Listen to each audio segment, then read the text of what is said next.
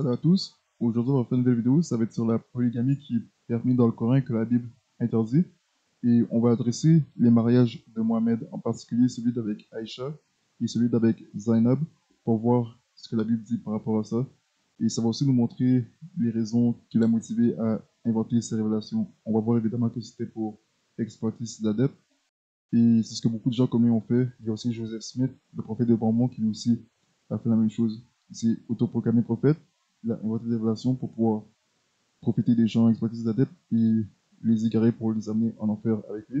Et c'est pour ça que ces deux-là, ils ont connu tous les deux une fin horrible. Et c'est ce que Dieu a dit qui allait arriver aux gens qui font des choses comme ça, qui utilisent son nom pour pouvoir amener les gens après eux et les amener en enfer.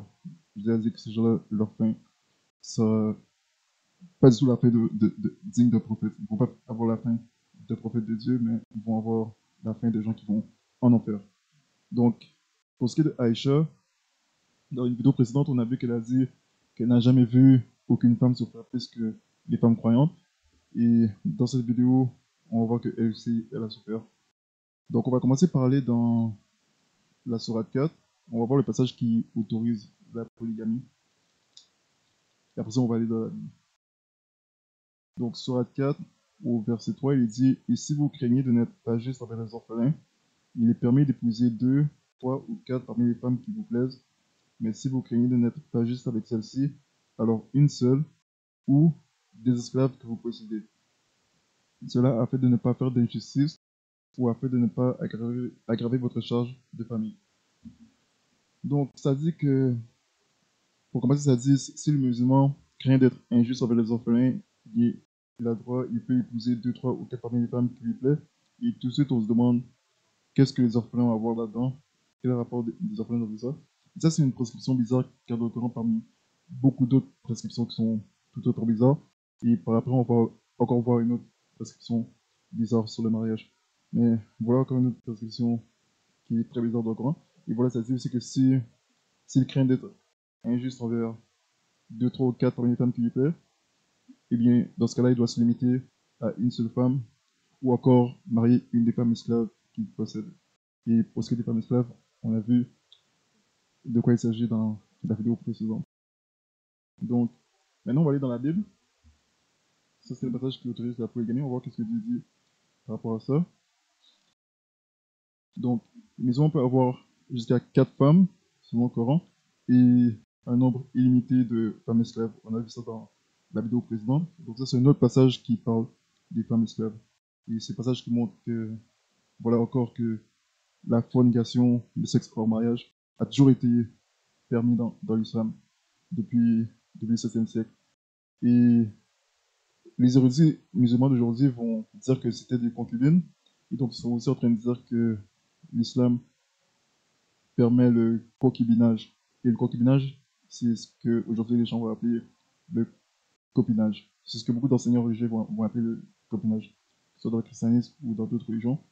Mais voilà donc. Ça montre encore que quand on entend dans des vidéos des musulmans dire que dans l'islam, le sexe hors mariage, c'est interdit, c'est un péché, ça n'a jamais été vrai.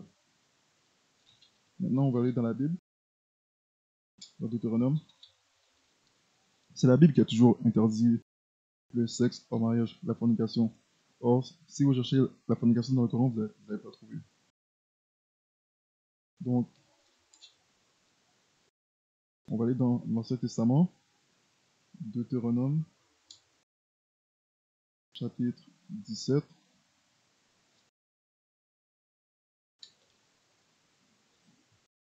Ok, donc chapitre 17, verset 17, il est dit « Il ne prendra pas non plus un grand nombre de femmes, de peur que son cœur ne se détourne.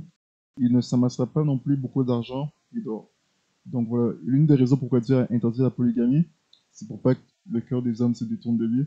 Et il a donné cette prescription-là, en particulier pour les rois d'Israël, parce que il savait que beaucoup de rois d'Israël allaient avoir cette tentation. Et c'est ce qui est arrivé. Le roi Salomon, en particulier, lui, il a pratiqué la polygamie. Il s'est marié avec 700 femmes et il a eu 300 concubines. Et la Bible disait qu'elles ont détourné son cœur de Dieu et elles l'ont entraîné dans l'idolâtrie. Donc Dieu s'est mis en colère contre Salomon et il a fini par ruiner sa vie à cause du péché qu'il a fait, puisqu'il est tombé dans l'idolâtrie. Et voilà, c'est l'une des raisons aussi pourquoi Dieu a dit aussi que les hommes en Israël ne devaient pas se marier avec des femmes étrangères, des femmes qui font partie des peuples païens, parce que euh, Dieu savait qu'elles allaient avoir cette tendance à entraîner les enfants d'Israël dans l'idolâtrie. C'est ce qui est arrivé à ce moment. Maintenant, si on va dans le Nouveau Testament, on va voir ce que Jésus dit par rapport au mariage.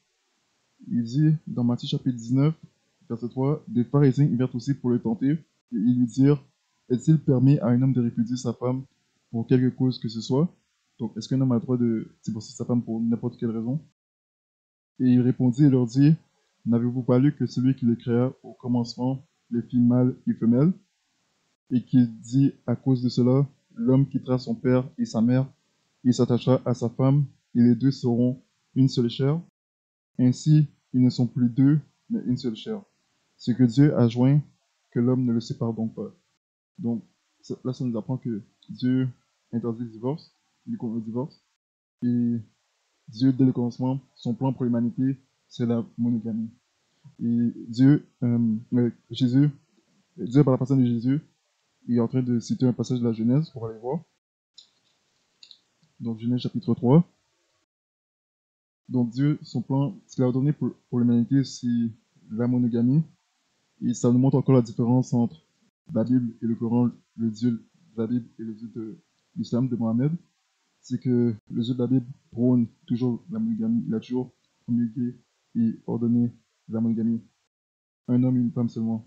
Et on verra dans un autre passage qui montre à quel point Dieu prend ça au sérieux. Et maintenant, on va dans Genèse, chapitre 3. Donc, si, pour commencer, on lit au verset 18, il dit, l'Éternel Dieu dit, il n'est pas bon que l'homme soit seul, je lui ferai une aide appropriée pour lui. Ensuite, si on descend au verset 22, il dit, et l'Éternel Dieu forma une femme de la côte qu'il avait prise d'Adam, et la fit venir vers Adam. Et Adam dit, celle-ci enfin est os de mes os, et chair de ma chair, celle-ci sera nommée femme, car elle a été prise de l'homme. C'est pourquoi l'homme laissera son père et sa mère, il s'attachera à sa femme, et ils seront une seule chair. Donc voilà le passage que Jésus a cité aux pharisiens. Donc c'était dans Genèse chapitre 3. Et il y a encore le même passage qui est cité dans Éphésiens, mais maintenant si on va dans une autre épître, dans un autre livre du Nouveau Testament, dans l'Épître aux Hébreux, chapitre 13, on va montrer un passage qui montre à quel point Dieu prend le mariage vraiment au sérieux. Et voilà, Hébreux chapitre 13, il est dit au verset 4, le mariage est honorable en tout et le lit sans souillure. Mais Dieu jugera les prostituées et les adultères. Que votre conduite soit sans convoitise et soyez contents de ce que vous avez. Car il a dit, je ne te laisserai jamais ni ne t'abandonnerai. Donc, ce que Dieu enseigne dans ce passage, c'est que voilà, le mariage doit être respecté et que voilà, il ne doit pas avoir de tierces personnes dans la vie conjugale et que l'homme ou la femme ne doit pas convoiter qui que ce soit d'autre que, que, leur, que, voilà, que son épouse ou son époux. Et aussi, il dit, je ne te laisserai jamais ni ne t'abandonnerai. Là encore, ce que Dieu enseigne, c'est que voilà, il veut que l'amour soit inconditionnel entre l'homme et la femme et que les deux ne s'abandonnent jamais. Je sais que ça dit que voilà, que les deux doivent s'aimer jusqu'à ce que la mort les sépare.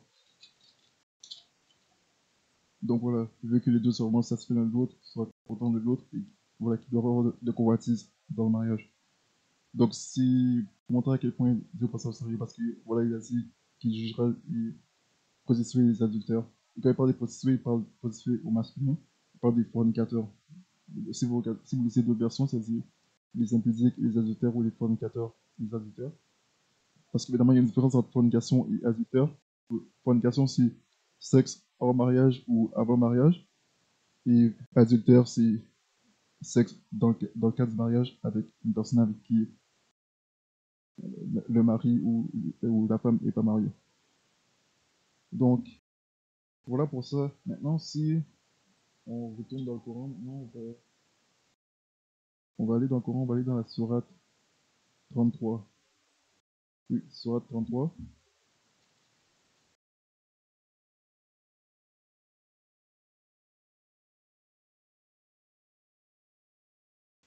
Ok. Donc, sourate 33. Maintenant, on va parler des mariages de Mohamed. Pour revenir à la polygamie que Mohamed a pratiquée. Il faut d'abord savoir que Mohamed, la première fois qu'il a été marié, c'est avec une femme qui s'appelle Khadija.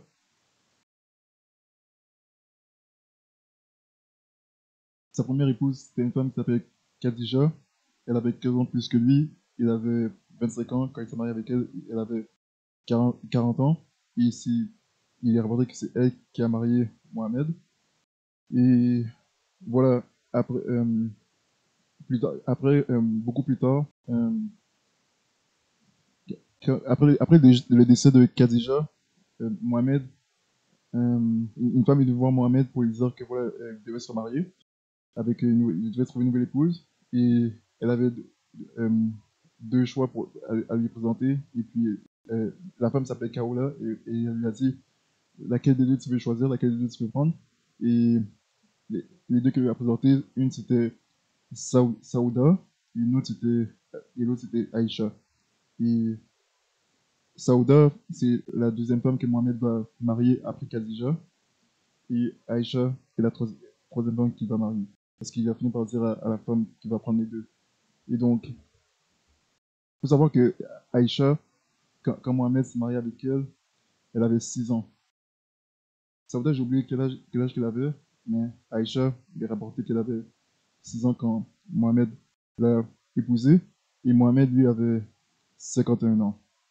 Et donc, ça, c'est quelque chose que la Bible condamne, et c'est ce qu'on va voir par après. Mais d'abord, on va aller voir le hadith où c'est rapporté.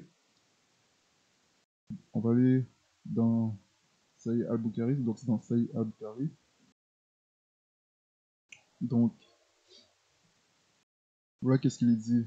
Donc, Sahih al-Bukhari 5133. Donc, numéro 5133, il dit, c'est rapporté par Aïcha, il dit Aïcha a dit que le prophète a écrit le contrat de mariage avec elle lorsqu'elle avait 6 ans et qu'il a consommé son mariage lorsqu'elle avait 9 ans. Elle resta ensuite avec lui pendant 9 ans, c'est-à-dire jusqu'à sa mort. Donc, si on va maintenant dans d'autres sources, dans notre hadith, maintenant c'est dans Sahih Muslim. Donc, Sahih Muslim numéro 3481, il dit Aïcha a dit que le prophète l'a épousée quand elle était âgée de 7 ans et qu'elle lui fut amenée comme épouse lorsqu'elle avait 9 ans. Et elle avait ses poupées avec elle. Il est mort lorsqu'elle avait 18 ans. Donc là, c'est dans Sahih Muslim. 3481. Ensuite, encore dans Sahih al-Bukhari. Donc, ce qu'il faut savoir, c'est dans les hadiths, il y a plusieurs. Il y a beaucoup d'hadiths où ça rapporte les mêmes choses, mais sur plusieurs perspectives différentes. Un peu comme dans la Bible. Comme il y a 4 évangiles, 4 perspectives différentes, et dans le livre d'Apocalypse aussi, on voit ça. Et dans les hadiths aussi, on voit ça. On a vu ça dans certaines vidéos précédentes, et ce soir, on va voir encore dans cette vidéo. Donc maintenant, c'est hadith 3894, Sahih al-Bukhari. Donc il dit raconté par Aïcha, le prophète a écrit le contrat de mariage quand j'étais une fille de 6 ans. Nous sommes allés à Médine et nous sommes restés à la maison de Bani al-Razid bin Khazraj. Puis je suis tombé malade et mes cheveux tombèrent. Plus tard, mes cheveux repoussèrent et ma mère, Roman, est venue vers moi pendant que je jouais sur une balançoire avec certaines de mes copines. Donc, j'ai que vous demander, est-ce que vous trouvez ça normal qu'une petite fille de 6 ans... Déjà, c'est pas normal qu'une petite fille de 6 ans soit donnée en mariage à un homme de 51 ans, mais ce qui est encore anormal, c'est que par après, elle a une maladie soudaine, elle tombe soudainement malade, et sa maladie lui cause une perte de cheveux. C'est, c'est pas, on sait tous que c'est pas du tout normal. Et ça, j'ai entendu que ça a dû être provoqué par le stress et l'angoisse qu'elle a dû ressentir dû au fait d'être mariée aussi jeune. Et maintenant, si on regarde comme nous a dit, donc là on a vu Sahih Muslim, Maintenant, si on regarde, on l'a déjà vu, donc d'autres. Sunan Abu Daoud, hadith 2122. Aïcha raconta, le messager d'Allah m'a épousé quand j'avais 7 ans. Le narrateur Sulaiman a dit, ou 6 ans. Il a eu des relations sexuelles avec moi quand j'avais 9 ans. Maintenant, si on regarde encore une autre hadith, Sahih al-Bukhari, 6130. Donc, ce hadith revient beaucoup. Ici, quand quelque chose revient beaucoup, c'est que c'est vraiment quelque chose que le monde doit savoir. C'est vraiment quelque chose que ça doit vraiment être clair. C'est un peu comme dans la Bible. Quand Dieu répète souvent quelque chose, c'est qu'il veut vraiment que ça soit clair. Puis quand quelque chose est souvent apporté, c'est que les gens doivent. C'est pas quelque chose que le monde doit ignorer. C'est pas quelque chose que les lecteurs doivent ignorer.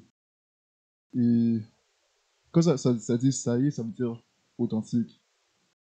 De ce que j'ai appris.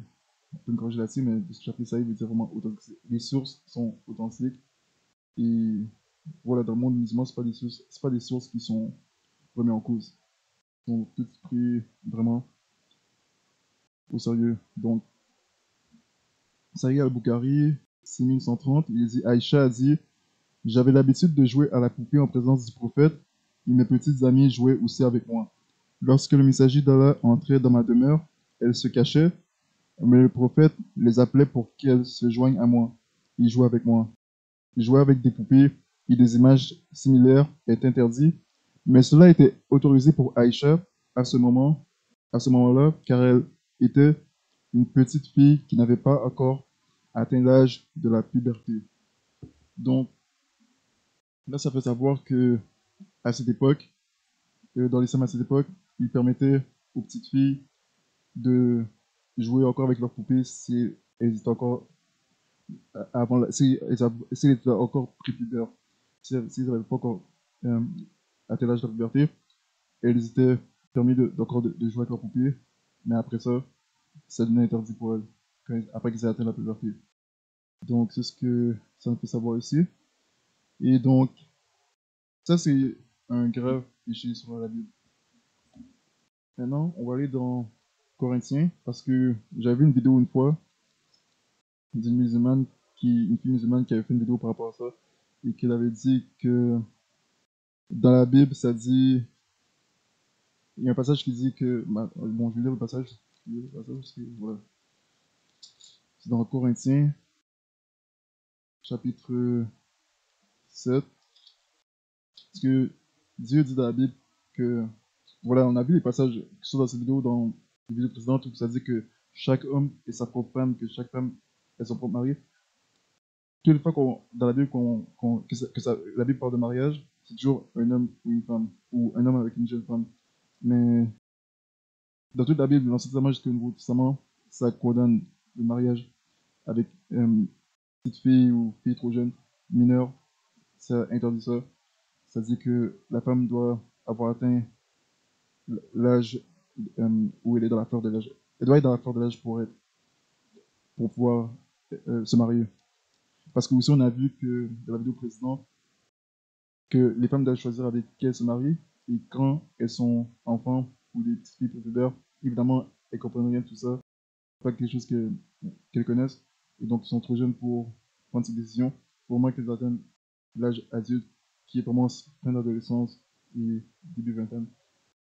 Si on va dans Corinthiens chapitre 7, il est dit au verset,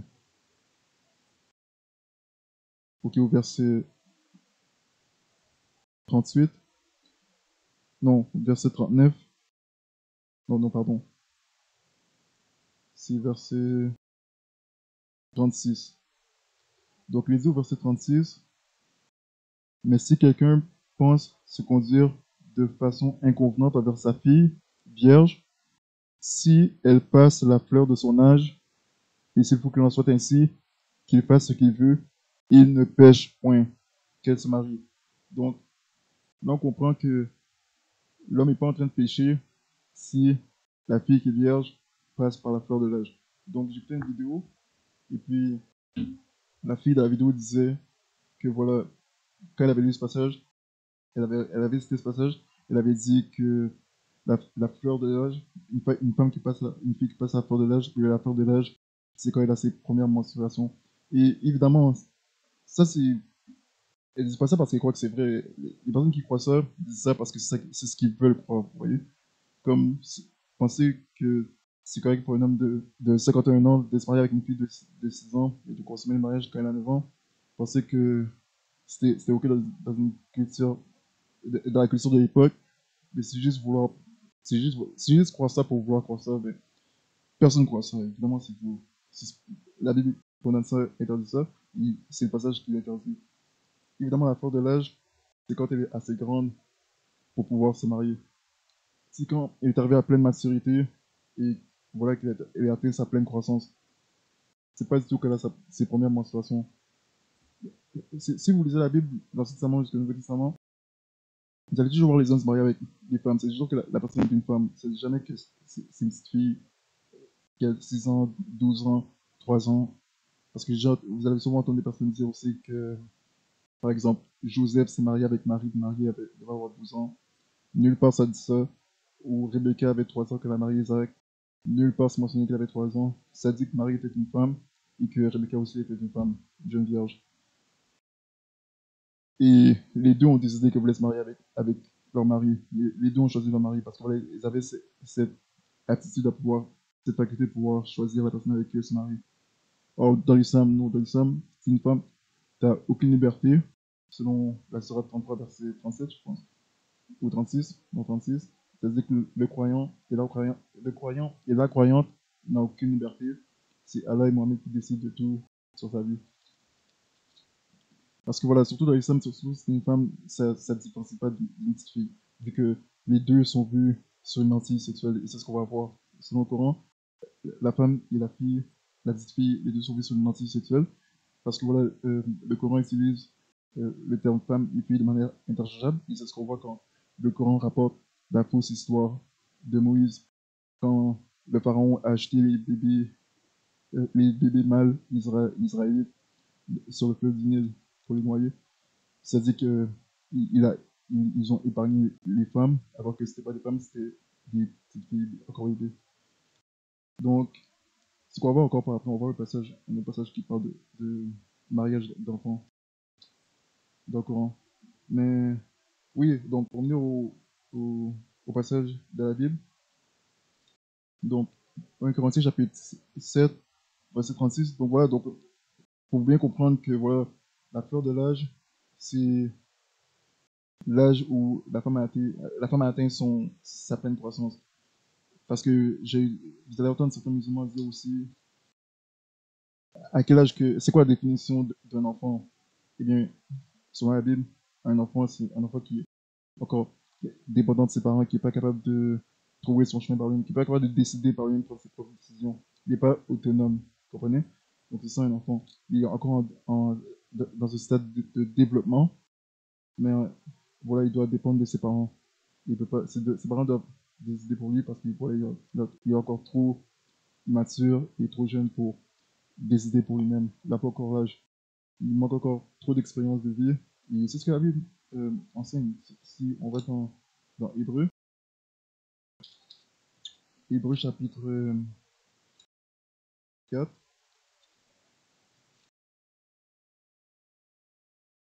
Hébreu chapitre 4,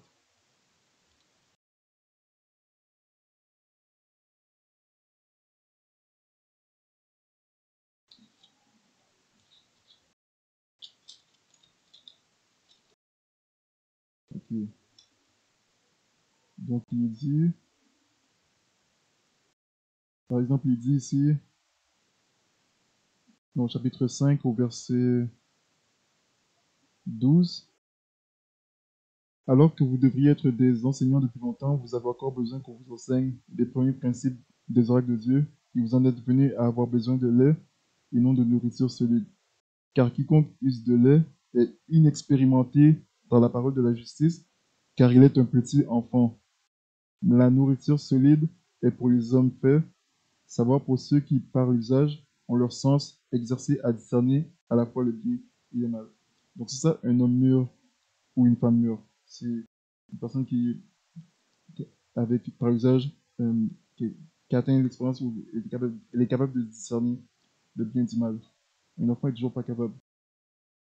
Et maintenant, si on va dans le Coran, non, avant, je voudrais montrer un autre passage.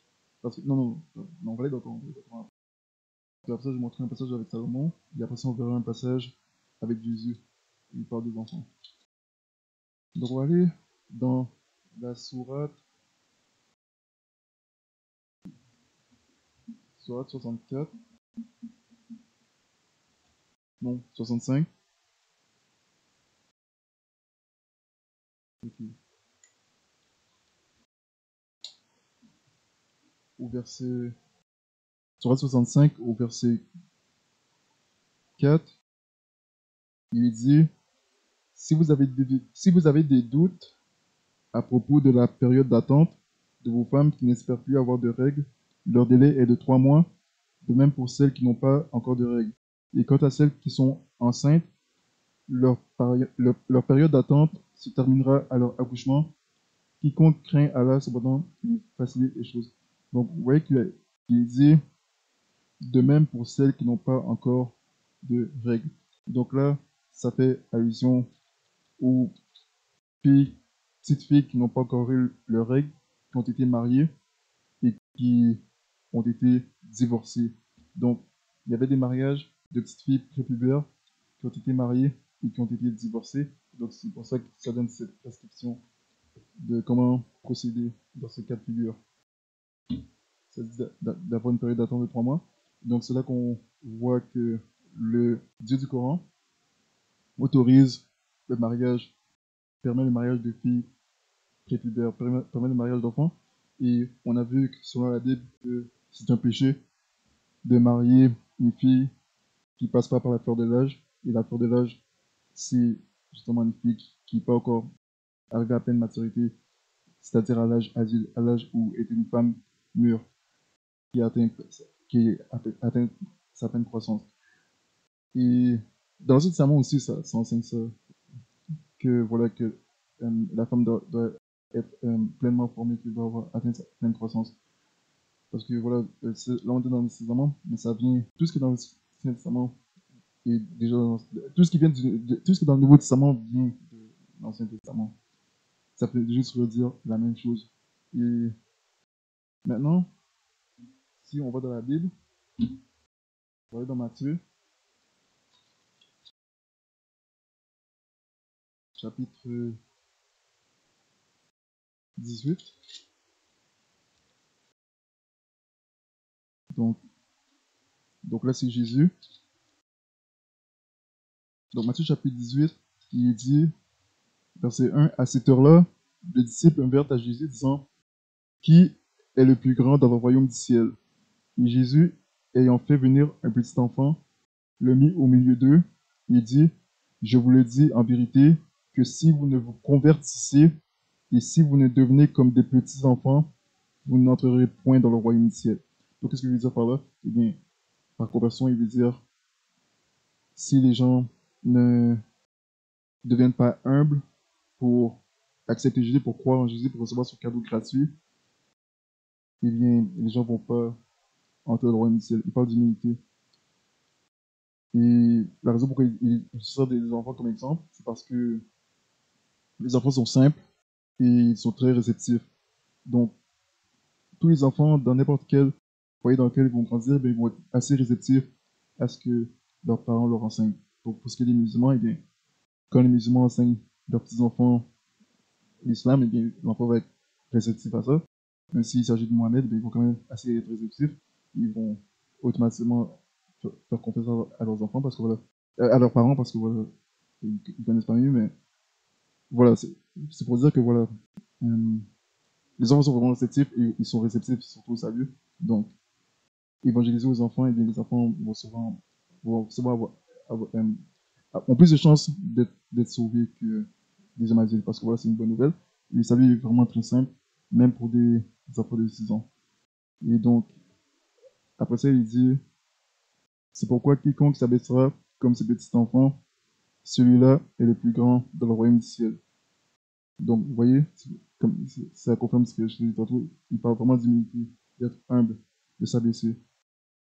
Et quiconque reçoit un tel petit enfant en mon nom me reçoit. Donc voilà qu'est-ce qu'il dit après. C'est ce qui est très troublant. Voilà qu'est-ce qu'il dit. Mais si quelqu'un mais si quelqu'un scandalise un de ces petits enfants qui croient en moi, il vaudrait mieux pour lui qu'une meule soit suspendue à son cou et qu'on le noie au fond de la mer. Donc, parce que scandaliser veut dire aussi offenser, dans la King James, dans laquelle il dit offenser. Donc, le mot est fort. Donc, il dit que si quelqu'un fait du mal à un de ses petits-enfants, eh bien, il vaudrait mieux pour lui qu'une meule soit suspendue à son cou et qu'on le noie au fond de la mer. Donc, c'est terrible ce qu'il dit. Et ça montre à quel point Dieu ne rigole pas avec ceux qui font du mal aux enfants. Et là, on est au premier siècle. Donc, déjà, ce genre de choses s'est passé. Et Dieu maudit ceux qui font du mal aux plus vulnérables. Voilà qu'est-ce qu'il disait après. Malheur au monde à cause des scandales, car il est nécessaire qu'il arrive des scandales, mais malheur à cet homme par qui le scandale arrive. Donc, ce qu'il veut dire, c'est que, quand il veut dire ce qu'il est nécessaire qu'il arrive des scandales, c'est que c'est impossible qu'il n'y arrive pas de scandale, à cause que on est né dans un monde déchu, où le péché existe, et donc ce genre de choses va arriver. Et donc, voilà pourquoi il dit malheur au monde à cause des scandales. Et il parle de ça aussi dans un autre passage. Si on va aller dans un autre passage qui parle encore de la même chose, pour montrer à quel point c'est quelque chose de très, très, très, très sérieux, le mal qu'il fait aux enfants.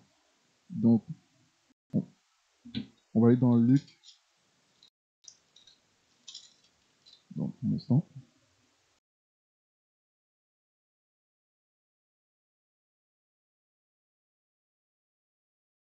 Ok, donc Luc chapitre 17, il dit, alors dit-il à ses disciples, il est impossible qu'il n'arrive pas de scandale, mais malheur à celui par qui ils arrivent.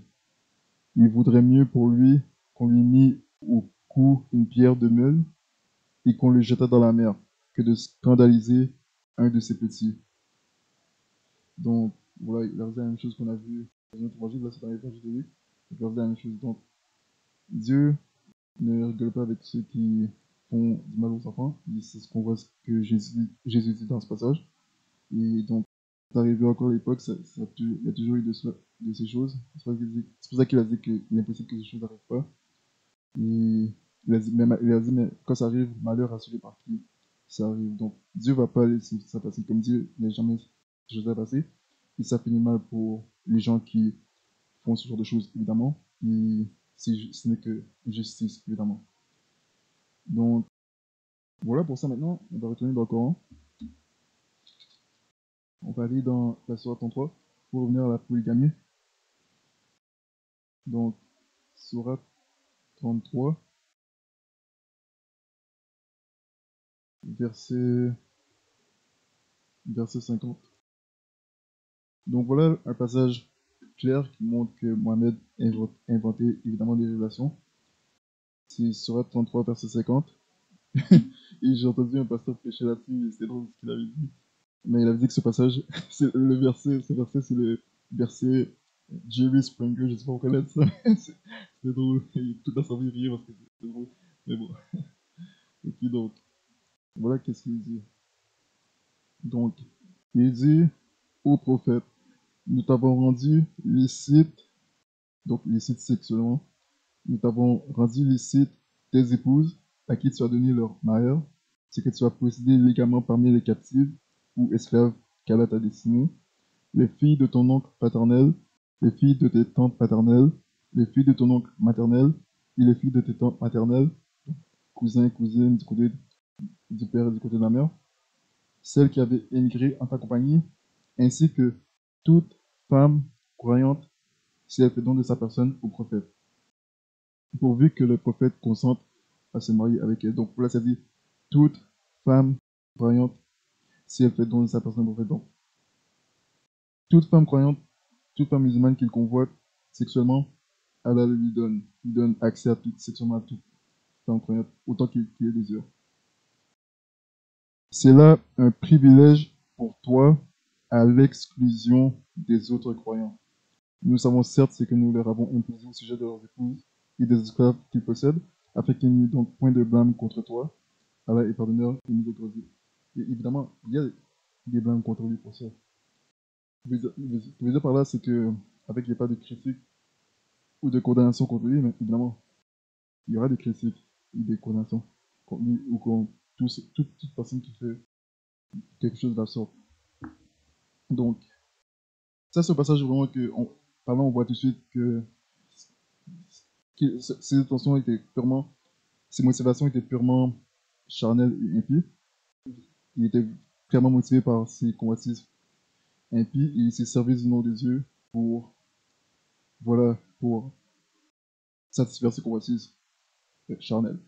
Et ça montre encore le passage qui est montré dans une vidéo précédente où Dieu dit qu'il en veut aux prophètes qui utilisent son nom qui disent qu'ils ont eu des rêves et qui se servent de son nom voilà, pour exploiter les gens, profiter des gens qui les suivent.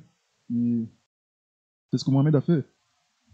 Et donc, voilà le genre de passage qu'il a utilisé pour exploiter ses adeptes. Parce que, aussi, on voit d'autres privilèges que Mohamed a dans d'autres sources musulmanes. Et il y a un privilège où il dit que si Mohamed convoite l'épouse de musulman, eh bien, ce musulman doit divorcer sa femme et la donner à Mohamed. Et la raison, et d'où ce privilège vient, eh bien, on va voir ça tout de suite. On va dans un autre passage, juste de la sourate 33. Non, encore, oui, de la sourate 33 au verset 37, il dit.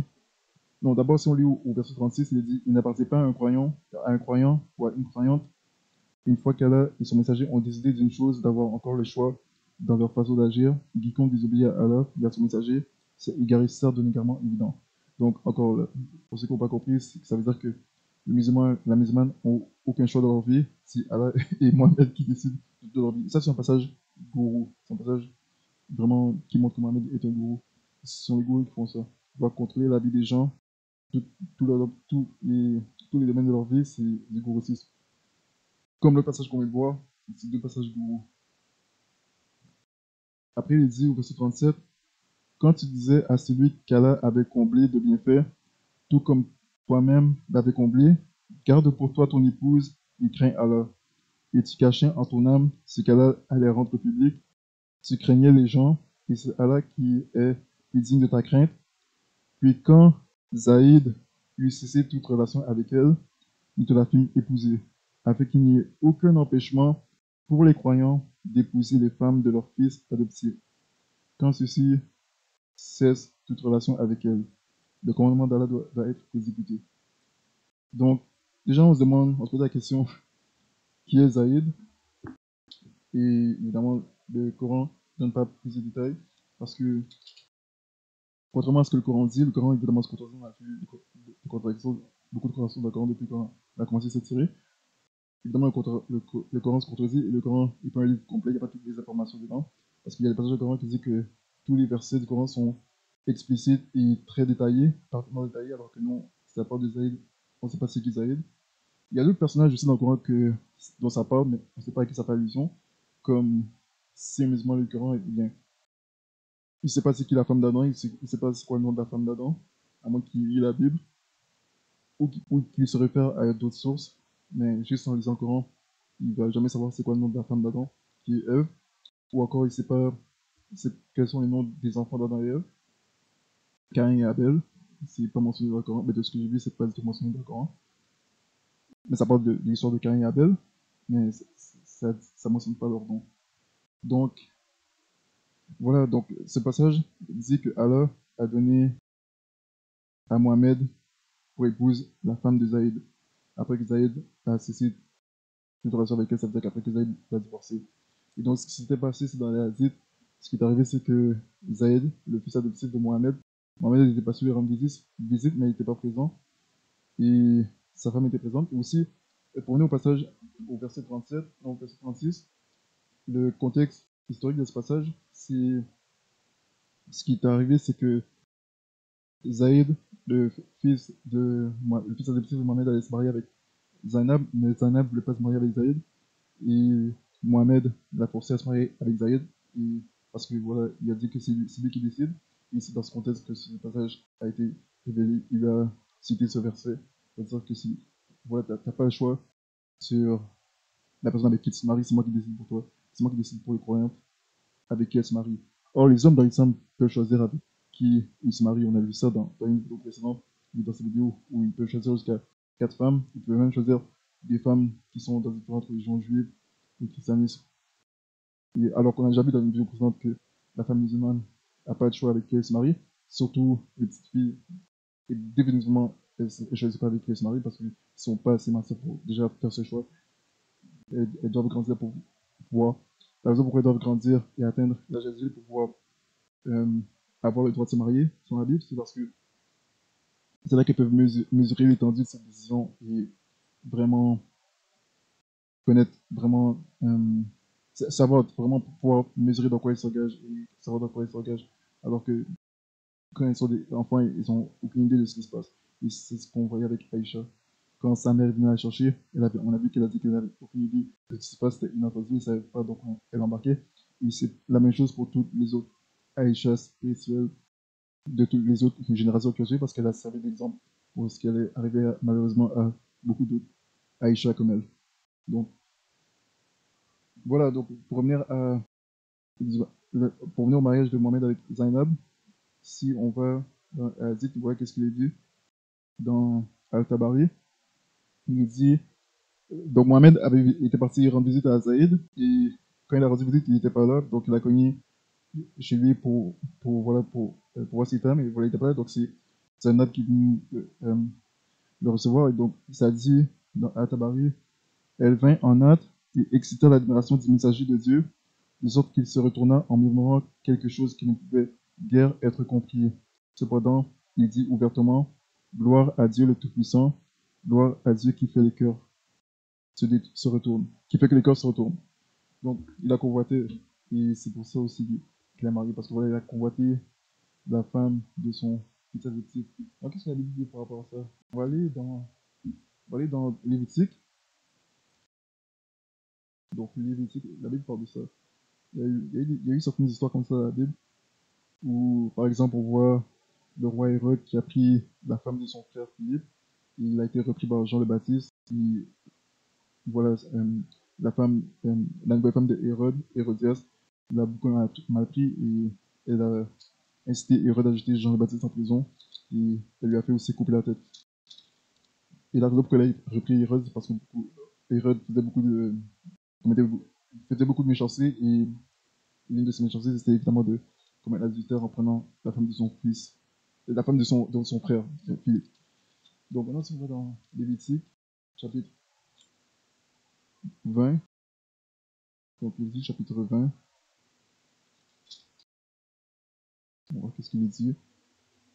Parce que Dieu parle beaucoup de ça dans Lévitique, c'est là qu'il donne toutes les lois, comme tous les interdits, toutes les personnes avec qui on ne peut pas avoir de rapport. Et il parle aussi des gens qui sont de notre parenté, de la proche parenté. Et c'est là qu'il adresse ce sujet. Donc, Lévitique chapitre 20, au verset 12. Il est dit, si un homme couche avec sa belle-fille, ils seront tous deux punis de mort. Ils ont commis une abomination, leur sang sera sur eux. Et c'est ce que Mohamed a fait. Il a pris sa belle-fille il a marié sa belle-fille pour avoir des rapports sexuels avec elle. Donc il a convoité sa belle-fille. Il a provoqué le divorce de son fils adoptif avec sa belle-fille pour voilà, avoir des rapports sexuels avec elle. Et on voit que la Bible condamne ça dans les Lévitique. Aussi, pas seulement dans ce passage, c'est aussi un passage, dans un autre passage dans Lévitique chapitre 18, où Dieu dit un peu la même chose. Chapitre 18, au verset 15. Il dit, tu ne découvriras point la nudité de ta belle-fille, c'est la femme de ton fils, tu ne découvriras point ta nudité. Oh, et un autre passage aussi, après il dit, tu ne découvriras point la nudité de la femme de ton frère, c'est la nudité de ton frère. Et j'ai parlé de Hérode, c'est ce que Hérode, le roi Hérode dans le Nouveau Testament a fait. Il a découvert la nudité de la femme de son frère Philippe. Et il a été repris par Jean le Baptiste pour ça. Et Mohamed, quand il a pris la femme de son fils adoptif Zaïd, beaucoup de gens ont été choqués et scandalisés et indignés et ont critiqué Mohamed parce qu'ils ont dit écoute, ça ne marche pas, tu peux pas faire ça, on ne peut pas dire pourquoi tu faire quelque chose de la sorte parce que voilà, c'est la femme de ton fils adoptif et à cette époque, eh bien, c'était perçu par les peuples de l'époque en Arabie que quand quelqu'un avait un fils adoptif, c'était comme si ce fils était son fils biologique, cerveau même. Les gens considéraient ça comme la même chose. Et donc, c'est pour ça que les gens étaient outragés par ce que Mohamed a fait et ont critiqué. Et donc, Mohamed, en réponse à ça, eh bien, Mohamed, ce qu'il a fait, c'est qu'il a aboli l'adoption. Et pour pouvoir, comment dire, pour que les gens arrêtent de critiquer, il a aboli l'adoption pour que les gens arrêtent de dire que Zaïd est le fils de Mohamed. Et pour qu'ils puissent dire, voilà, j'ai rien fait de mal, c'est pas mon fils, de toute façon. Donc, il a aboli l'adoption. Et donc, maintenant, depuis, eh bien, depuis après le 16e siècle, depuis 2 générations, eh bien, l'adoption est interdite dans l'islam. Et donc, c'est à cause que voilà, Mohamed a convoité sa belle-fille et qu'il a voulu marier sa belle-fille. Donc, voilà pourquoi, voilà ce qui nous montre, voilà une des raisons pourquoi on voit que ces relations étaient inventées et c'était vraiment pour satisfaire ses convoitises impies. On voit qu'il utilise le nom de Dieu à sa guise pour inventer toutes sortes de lois et de prescriptions qu'il arrange. Et c'est ce qu'on a vu beaucoup avec cette affaire. Et donc, maintenant, pour revenir au cas d'Aïcha, parce que, voilà,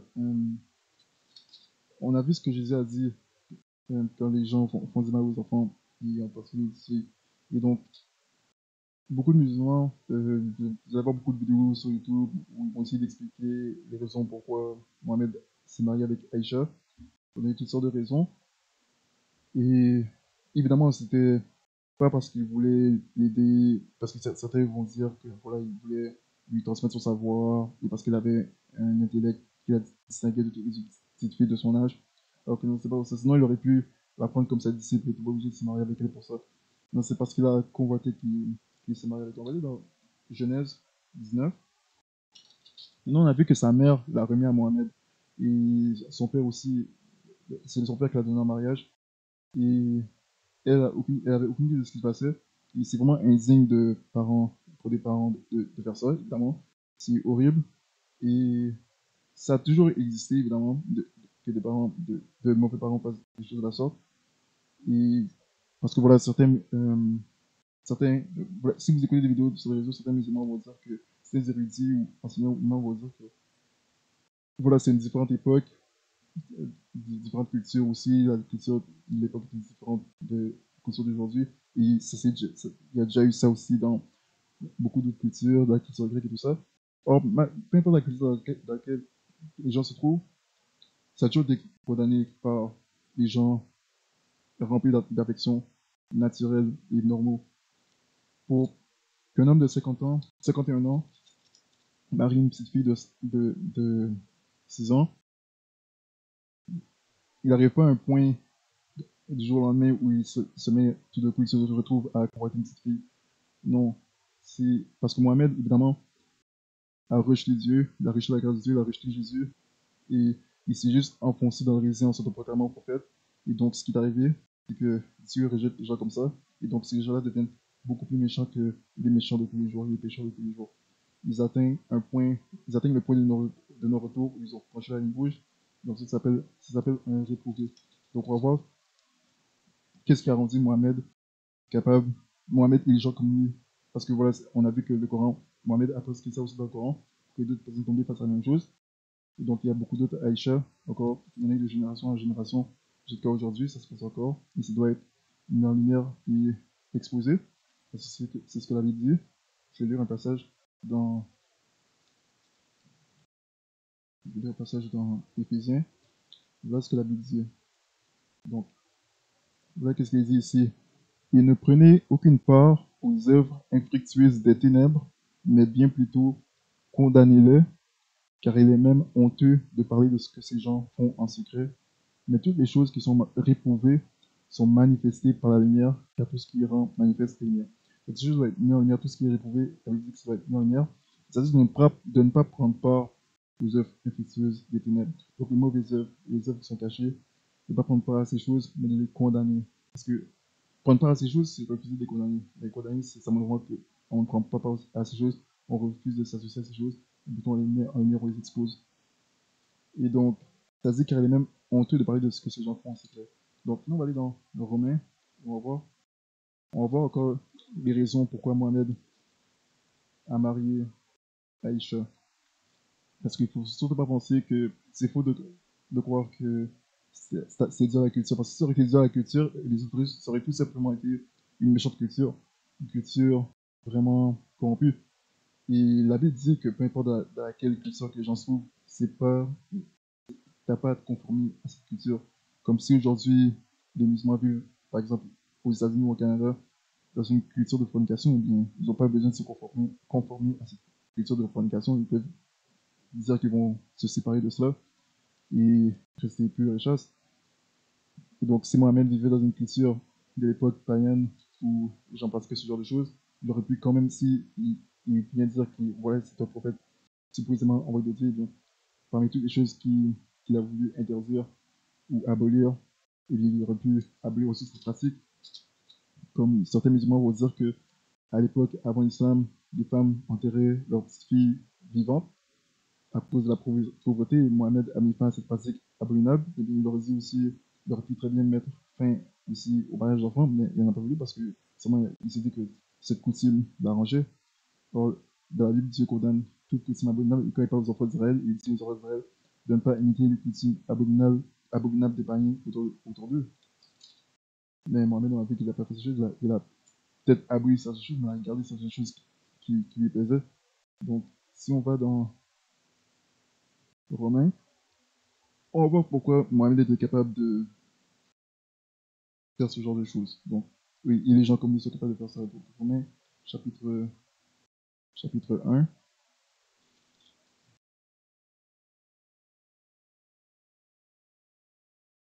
Donc, Romains, chapitre 1, au verset. Ok, je vais commencer au verset 22. Donc, ça nous montre le processus de comment quelqu'un peut devenir très, très, très méchant, corrompu et perverti au point de faire des choses que la plupart des hommes et des êtres humains ne peuvent pas faire.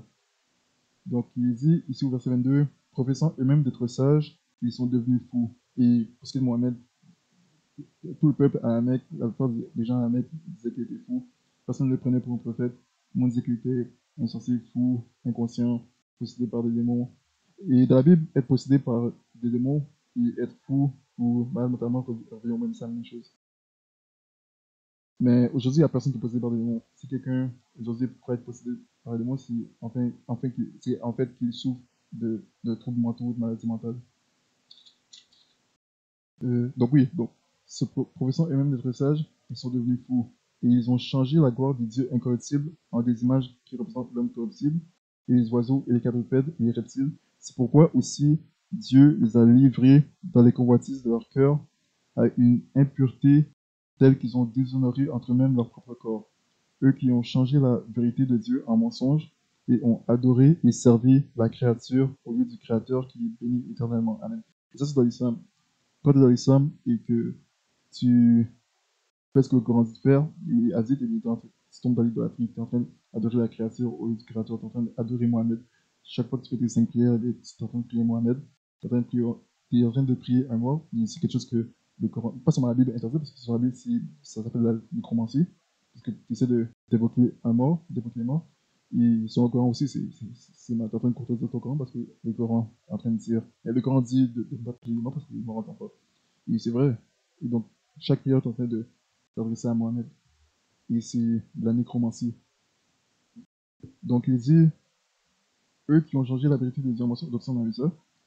Et après, il dit, c'est pourquoi Dieu les a livrés à des passions viles, car même leurs femmes ont changé l'usage naturel en ce qui est contre nature. Contre nature. Donc, quand Mohamed, Dieu l'a livré à des passions viles, ce qui l'amène à avoir des désirs contre nature, et c'est ce qu'on va continuer à voir plus bas. Donc, ce que Mohamed a fait, marier une petite fille de 6 ans, consommer le mariage quand elle a eu 9 ans, c'est une convoitise qui est contre nature, impie et contre nature. C'est-à-dire que c'est pas naturel. Ça n'a jamais été normal, peu importe la culture de laquelle tu es, ça n'a jamais été normal. Et la culture, je justifie pas ça. C'est clair qu'il y avait toujours quand même des gens à cette époque qui condamnaient cette pratique, mais certaines personnes vont dire, parce que vous entendez dire certains musulmans dire que Mohamed avait beaucoup d'ennemis qui le critiquaient, qui calomniaient, qui condamnaient, et ils n'ont jamais condamné son mariage avec Aïcha, mais qui sait si ces gens-là étaient au courant qu'il avait une petite épouse de 6 ans avec qui il a consommé le mariage catholique. On ne sait pas si les gens étaient au courant, parce qu'on sait que les gens ont parlé et ont critiqué son mariage avec Zainab. Pour lire rapidement un passage par rapport à ça, c'est dans le premier chapitre 12, il dit: « Et ne vous conformez point à ce monde, mais soyez transformés par le renouvellement de votre esprit, afin que vous éprouviez quelle est la volonté de Dieu, bonne, acceptable et parfaite. » Et voilà, Dieu dit de ne pas se conformer à ce monde, de ne pas se conformer à la culture, de ne pas se conformer à l'époque ou la génération dans laquelle tu vis, si c'est une génération qui t'amène à aller à l'encontre de ce que Dieu dit et de sa parole, de ses commandements. Tu dois toujours rester fidèle à ce que Dieu dit, tu dois toujours être renouvelé dans ton intelligence pour savoir ce qui est bon, acceptable et parfait et la parfaite volonté de Dieu. Si demain il arrivait que la culture change et devienne pervertie au point que ça légalise, par exemple, mariage d'enfants avec des hommes adultes, les chrétiens vont quand même connaître ça et tous les gens qui sont toujours qui sont toujours animés d'affection naturelle, eux aussi vont condamner ça, peu importe la croyance dans laquelle il est. Ils vont toujours s'opposer à ça. Donc voilà, donc maintenant pour continuer dans Romains chapitre 1, donc voilà, après ça il est dit, donc voilà, Dieu les a livrés à des passions viles, donc Mohamed a des passions viles contre nature. Ça il est dit au verset 27, de même aussi les hommes laissant l'usage naturel de la femme ont été embrasés dans leur convoitise les uns pour les autres, comme étant homme avec homme, des choses infâmes, et recevant en eux-mêmes la récompense qui était due à leur égarement. Et ça parle de ça aussi dans le livre de Lévitique, le rapport homme-femme-femme. C'est quelque chose que Dieu condamne dans le livre de Lévitique aussi, et ça on voit qu'il condamne ça aussi dans le Nouveau Testament. Et donc voilà, donc pour montrer encore que la Bible, Ancien Testament et Nouveau Testament, ça ne fait que redire la même chose. Dieu est le même dans l'Ancien Testament et dans le Nouveau Testament.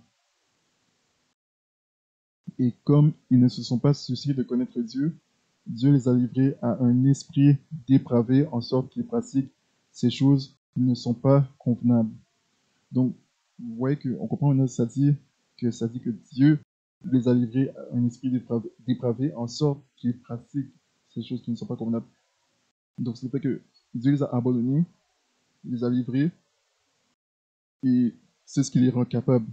Le fait que Dieu les a abandonnés et livrés, c'est ça qui les rend capables de faire ces choses contre nature. Maintenant, est-ce que c'est possible que quelqu'un qui n'a pas été abandonné et livré par Dieu puisse être capable de faire ces choses?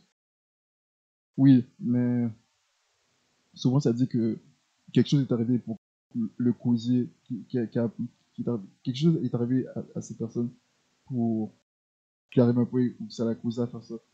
Mais dans ce cas de figure, dans ce passage, ça parle de gens que voilà, ça dit qu'ils sont embrasés dans leur convoitise. Comme c'est vraiment quelque chose dans lequel ils veulent se livrer à cause que Dieu les a livrés à des passions viles en premier. Et la raison pourquoi Dieu les a livrés à des passions viles, c'est parce que ça dit plus haut qu'ils ont rejeté Dieu. Ça dit qu'ils ont changé la vérité de Dieu en mensonge.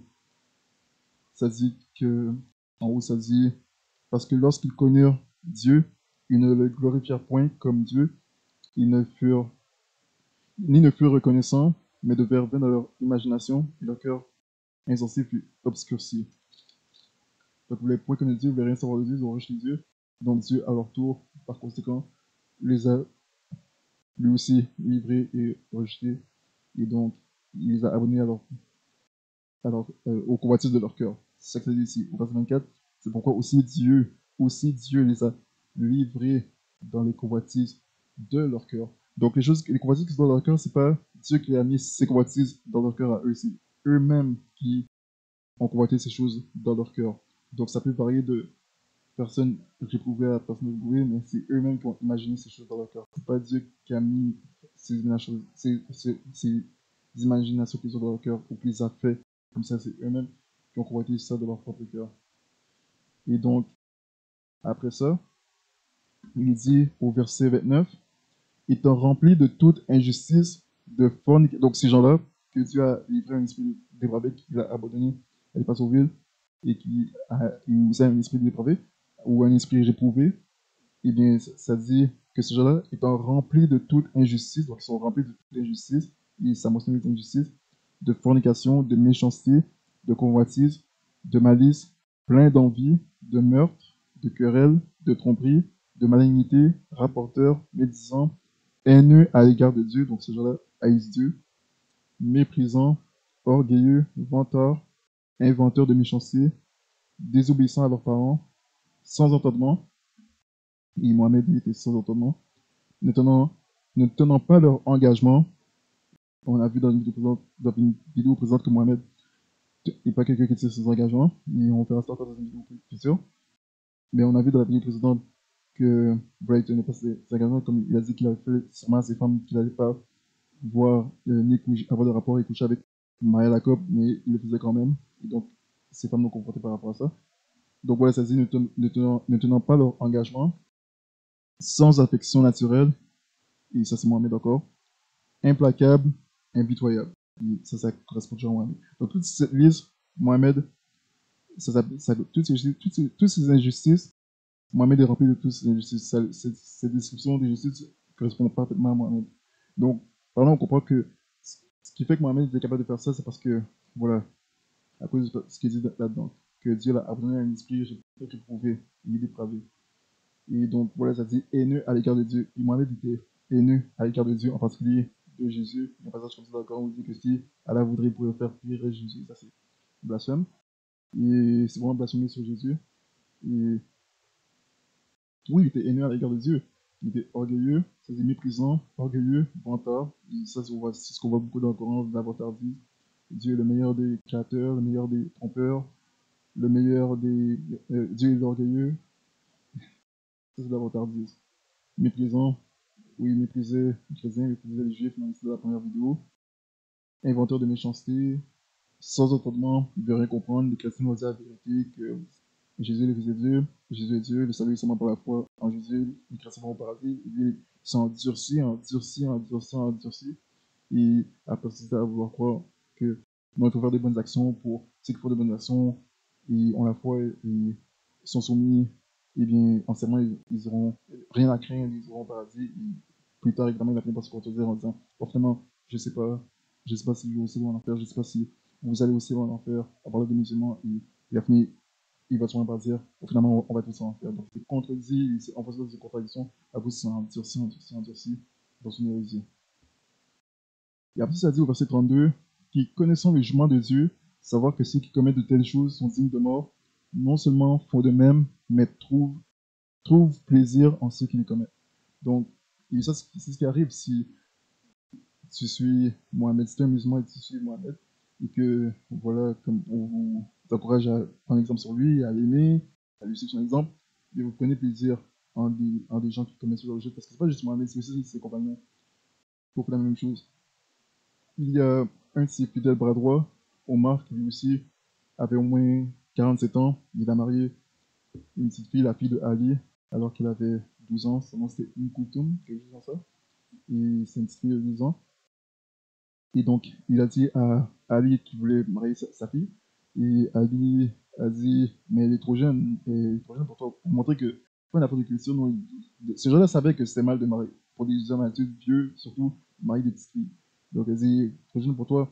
Et donc, Omar, un des compagnons de Mohamed, a dit à la petite fille, va dire à ton père que c'est pas mieux pour moi de me marier avec toi.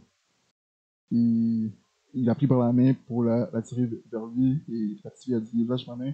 Et on voit qu'il ça il a dit waouh, t'es une femme qui a des bonnes manières, une femme versée, tout ça. Et donc il a dit voilà, va voir ton père, dis-lui voilà, qu'il m'interdit pas de me marier avec toi. Et donc il envoie son père, et puis son père voulait pas la marier avec elle parce que voilà, il disait qu'elle était trop jeune, mais il a quand même marié avec elle. Et elle, évidemment, elle voulait pas se marier avec lui. Elle a juste allé dire il a dit que, voilà, qu'il a le droit de se marier avec moi. Et donc, souvent, Ali ne voulait pas refuser parce que, comme à cette époque-là, cet homme-là, les amis de Mohamed ne refusaient pas de donner leur fille en mariage à des hommes impitoyables. Parce que ce que la Bible dit que ces hommes sont, ça dit sans affection naturelle, implacable, impitoyable. Ici, vous faites vos recherches sur Omar, ça dit qu'il était réputé pour être un homme impitoyable. Omar, le deuxième calife de l'islam, après Abu Bakr. Et donc, voilà, il a marié, il a lui aussi, il a pratiqué la polygamie, il a marié une fille de 12 ans. Et c'est de la méchanceté. C'est de l'injustice, c'est de la méchanceté. Et Dieu condamne ça. Donc, on voit que ça dit sans entendement, ne tenant pas leur engagement, et dans l'islam, tu n'es pas tenu de tenir tes engagements, tu peux divorcer quand tu veux, si tu peux divorcer facilement. Il n'y a pas voilà, fidèle dans l'intervalle jusqu'à ce que la mort ne sépare. Et sans affection naturelle, désirer une enfant, c'est être sans affection naturelle. Mohamed, Omar et ses compagnons, ils étaient sans affection naturelle. C'est pour ça qu'ils ont été capables de faire ça. Voilà, parce qu'ils étaient sans affection naturelle. Donc voilà ce que la Bible dit par rapport à ça. Et donc j'espère que ça vous aide à comprendre les raisons qui ont amené Mohamed à faire ça. Pour que vous compreniez que c'était pas à cause de la culture. Mohamed savait que c'était était trop jeune. Ali, et non, Abu Bakr, le compagnon de Mohamed, et Omar voulaient marier Fatima, la fille de Mohamed, alors qu'elle avait 9 ans. Et vous pouvez voir ça dans les hadiths. Et Mohamed leur a dit non, elle est trop jeune pour vous.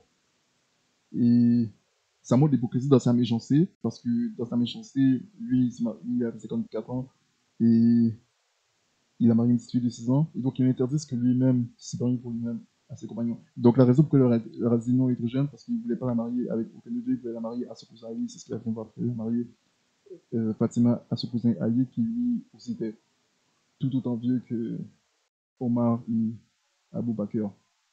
Donc, ces gens-là savaient que ces filles étaient pas supposées, ces petites filles n'étaient pas du tout supposées se marier avec des hommes adultes parce que déjà, la raison pourquoi des petites filles doivent pas se marier avec des hommes adultes sur la Bible, parce que justement, Jésus, ça dit, comme je montrais pas ça, Jésus parle de ça, c'est scandaleux ces petits enfants, c'est très dangereux et risqué pour ces petits enfants, et ça peut mettre leur vie en danger. Et oui, évidemment, beaucoup de filles, beaucoup d'autres Aïcha sont mortes après ce genre de mariage. Malheureusement, c'est pour ça que ces choses doivent être dénoncées et exposées. Maintenant, si on va dans Genèse, chapitre 19, parce que, comme on a dit plus tôt, les parents d'Aïcha n'étaient pas de bons parents, donner leur petite fille en mariage à Mohamed. Et si vous imaginez la scène, eh bien, ça a dû être terrible, parce que quand vous voyez, je sais, on peut voir des vidéos où ça se passe encore dans des pays musulmans, et quand vous voyez ce genre de scène, c'est vraiment vous en déchirer le cœur. Donc, si tu es un musulman ou une musulmane qui écoute, tu voudrais vraiment pas donner ta fille en mariage, tu voudrais vraiment pas que ça t'arrive à toi, ou à ta fille, ou à ta petite soeur, ou à une de tes proches. Parce que tu peux aller voir les vidéos, de voir de quoi ça va. Tu peux voir la petite fille qui est donnée en mariage à un homme vieux. Tu vois qu'elle aimerait, qu'elle voudrait, qu'elle souhaite, qu'elle désirait être ailleurs parce qu'elle n'est pas supposée se retrouver dans ce genre de situation périlleuse. Donc, Genèse chapitre 19, parce que voilà, il y a des parents qui sont vraiment des mauvais parents qui font ce genre de choses, et ça a toujours existé depuis la Genèse. Donc, Genèse chapitre. Est-ce qu'on peut dire ce que ces parents ont de la tête, ils ont de la tête? Et, oui, donc, Genèse chapitre 19, verset 4. On va voir une situation similaire, un peu similaire, tout autant dangereuse, mais ça peut vous donner un exemple de ce que c'est. Ça peut vous donner une image de ce que c'est. C'est un peu la même chose. Donc, ok. Genèse chapitre 19, verset, verset 4. Ok. Il dit, Donc c'est à Sodome et Gomorrhe. Donc, si vous avez pas entendu l'histoire de Sodome et Gomorrhe, c'est de la Genèse. Donc Sodome et Gomorrhe, c'était une ville vraiment plus que pervertie, corrompue, totalement euh, dé- euh, dégénérée, et vraiment, les mœurs étaient totalement dépravées. Donc Dieu avait décidé de détruire la ville parce que c'était bien rien à faire pour cette ville. Et donc il avait jugé la ville sévèrement, mais il avait décidé, avant de sauver les justes qui restaient dans cette ville, c'était Lot et sa famille. Donc il a envoyé 2 anges pour sauver Lot et l'amener à sortir de cette ville avec une trésor, parce qu'il ne voulait pas faire pire Lot avec lui, son fils. Donc, ok, donc Genèse chapitre 19, verset 4, il dit: Il n'était pas encore couché que les hommes de la ville, les hommes de Sodome, environnèrent la maison, depuis le jeune homme jusqu'au vieillard, tout le peuple ensemble. Et appelant Lot, ils lui dirent: Où sont les hommes qui sont venus chez toi cette nuit? Fais-les sortir que nous les connaissions. Et quand ils disent que nous les connaissons, ils disent pas comme on voulait leur serrer la main et faire avoir connaissance et leur souhaiter la bienvenue. Non. Et appelant Lot, il lui dit, et Lot c'est le cousin le neveu d'Abraham. Donc, et appelant Lot, il lui dit: Où sont les hommes qui sont venus chez toi cette nuit? Oh, ok, désolé, je viens de dire ça. Ok, non, c'est verset 6. Donc, alors Lot sortit vers eux à l'entrée de la maison et il ferma la porte après lui. Et il leur dit: Je vous prie, mes frères, ne faites point le mal. Voici, j'ai 2 filles qui n'ont point connu d'homme. Je vous les amènerai et vous leur ferez ce qui vous plaira.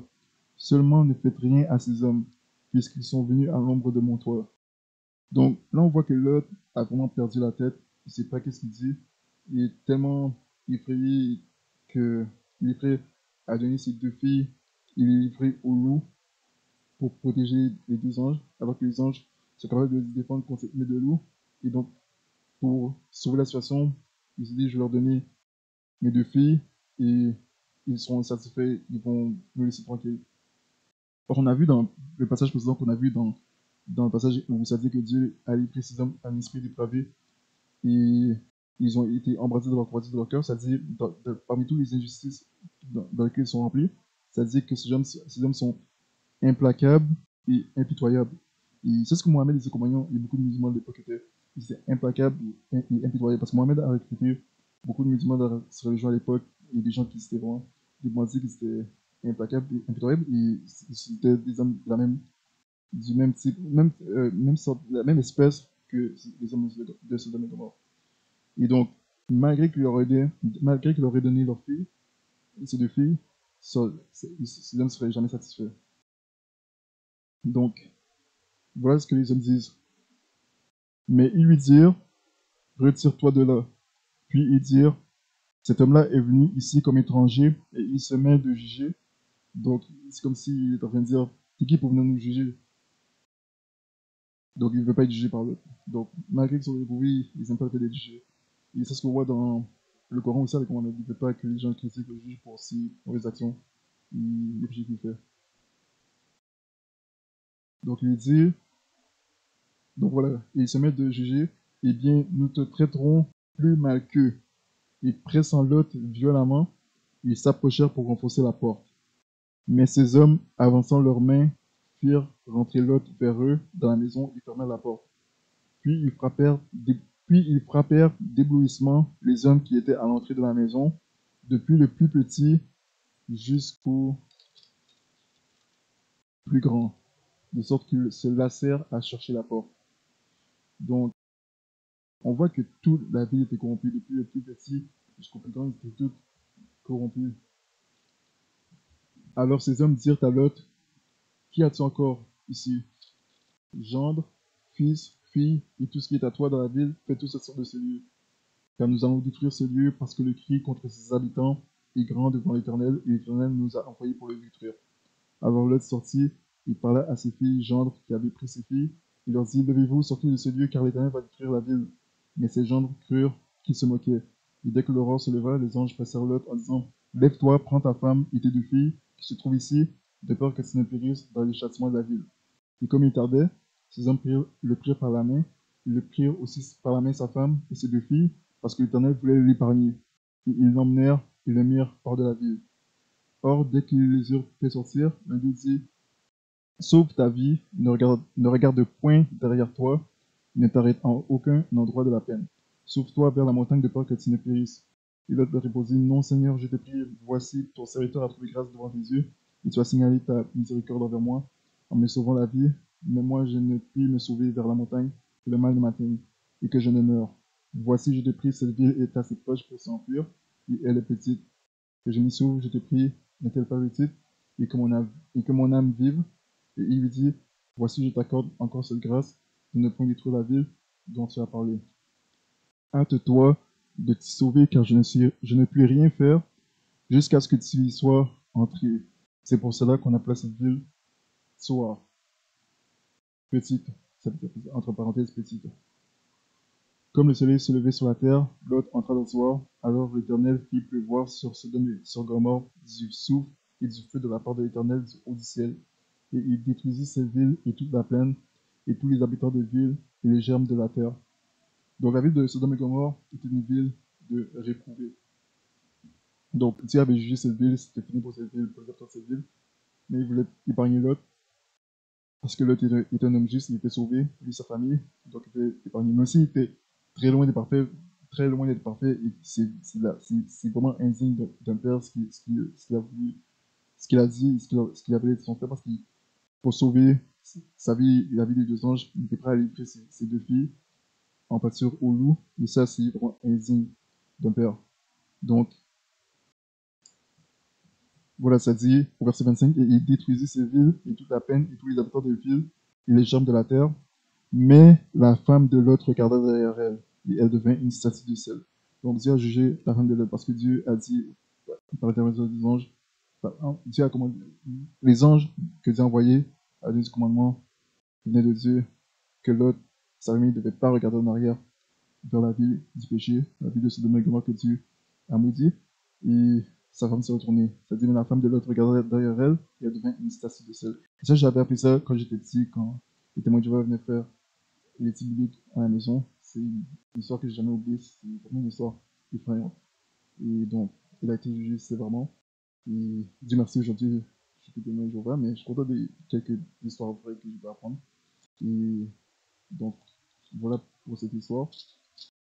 Donc, Lot a survécu, Dieu l'a sauvé, et il regarda vers Sodome et Gomorrhe, et sur la surface du pays de la peine, et il vit monter de la terre une fumée comme la fumée d'une fournaise. Or, lorsque Dieu détruisit les villes de la plaine, Dieu se souvint d'Abraham. Il fit partir Lot du milieu de la ruine quand il renversa les villes où Lot avait habité. Donc voilà. Donc Lot a été sauvé, et ça m'a fini pour Sodome et Gomorrhe, et aujourd'hui, il ne reste plus rien de Sodome et Gomorrhe. Et Dieu a vraiment rasé cette ville totalement, complètement, au point qu'il n'en reste plus rien. Maintenant, on a vu que ça s'est bien terminé pour Lot et ses deux filles, en tout cas. Mais ce qu'il faut savoir, c'est que voilà, Lot avait l'intention de livrer ses deux filles. Et ça, c'est vraiment, comme je dis, c'est vraiment indigne de parents, c'est vraiment être un mauvais parent de faire ça, parce que la Bible enseigne que un père doit être très protecteur de ses filles, en particulier de ses petites filles. Et c'est pas ce que Lot a montré dans cette histoire. Et si maintenant on va dans Juge, maintenant, parce qu'il y a une histoire similaire dans Juge, on voit que dans l'histoire de Genèse 19, Dieu a intervenu divinement, ils ont été sauvés. Mais maintenant on va aller dans Juge maintenant. On voit une histoire similaire. Et au début de la vidéo, on a parlé de concubines. La Bible parle de concubines. Il y avait des hommes dans le Testament qui avaient des concubines. Et évidemment, c'est pas quelque chose que Dieu permet, c'est pas quelque chose que Dieu approuve. Dieu interdit cela. Mais c'est comme la polygamie. Dieu interdit aussi la polygamie. Les hommes pratiquent la polygamie. Il y avait des concubines. Et ça finit jamais bien. Soit polygamie, l'histoire de polygamie dans la Bible, ça finit jamais bien. C'est jamais genre, lui et toutes ses épouses. Ça se finit jamais bien. Souvent, on voit qu'il y a toujours une épouse qui est favorisée plus que les autres. Et on va revenir là-dessus aussi. Parce que je sais que dans l'islam, dans les hadiths, ça enseigne que Aïcha est l'épouse favorite de Mohamed. Parce que Mohamed, certaines sources rapportent qu'il a eu 13 épouses, d'autres 11 épouses, et d'autres encore 9 épouses. On va revenir là-dessus rapidement. Mais j'aimerais rapidement aller dans Genèse 19 pour montrer l'histoire similaire où on voit un peu la même chose. Voici, c'est un homme avec sa concubine qui allait loger chez quelqu'un. Il se retrouvé dans une ville encore dangereuse où il y avait des gens dangereux qui étaient de la même espèce que les gens de Sodome et Gomorrhe. Donc, ça dit au verset Juge, chapitre 19, verset 4 encore. Non, verset, verset 9. Ok. Donc, ok, ouais. Juge, chapitre 19, verset 9, il dit, alors le mari se leva pour s'en aller, lui et sa concubine, et son serviteur, mais son beau-père, père de la jeune femme, il dit, voici maintenant le jour baisse, le soir approche, passez ici la nuit, je vous prie, voici le jour fini, passez ici la nuit, et que ton père se réjouisse, demain matin, vous vous lèverez pour continuer votre chemin, il sonnera à ta maison. Le mari ne voulait point passer la nuit, il se leva, il s'en alla, il vint devant Jébu, qui est à Jérusalem. Je suis à la bonne place. Je suis à la bonne place. Je suis à la bonne place. Ok, non, c'est un peu plus loin. Non, si on va au verset,